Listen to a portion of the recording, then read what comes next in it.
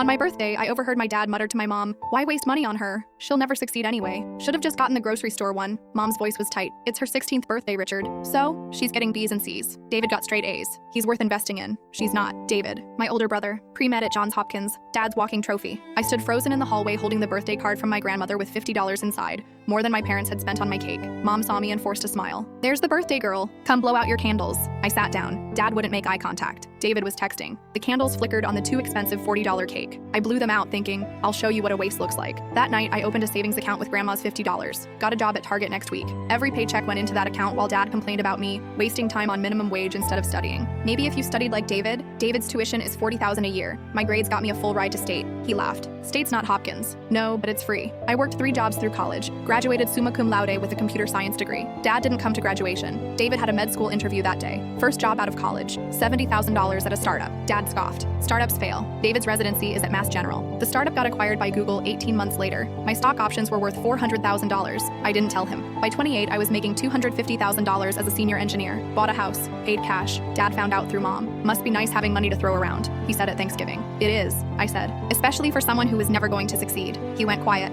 David laughed nervously. "Come on, Dad always believed in you." "No," I cut him off. "He didn't, and that's fine. I didn't need him to." The real reversal came 2 years later. David's marriage imploded. Caught cheating with a pharmaceutical rep. Lost his practice in the divorce. Started drinking. Lost his license after a DUI. Dad's hardware store, the one he'd run for 30 years, went under during COVID. He'd refused to adapt, refused online orders, refused everything because that's not how business is done. Mom called me crying. They were 3 months behind on the mortgage. David was in rehab. Dad was too proud to file for bankruptcy. "Could you help? Just until Dad finds work?" "Put him on the phone." "I don't need your money," was the first thing he said. "Then I'll hang up, and you can lose the house." Silence. "Here's the deal," I said. "I'll pay off your mortgage. Completely. But the deed goes in Mom's name only. And you tell me, right now, why you thought I'd never succeed. This is humiliating." So was hearing my father call me worthless on my 16th birthday. Long pause. "You heard that? Every word." Then quietly, "Because you reminded me of myself. Creative, stubborn, dreamy, and I never succeeded. I thought you'd end up like me." He didn't respond. I paid off their mortgage, $67,000, less than my annual bonus. Mom cried. Dad couldn't look at me. At my 35th birthday last month, my parents came to my new house, the one with the pool and the view of the mountains. Dad stood in my home office looking at my engineering awards,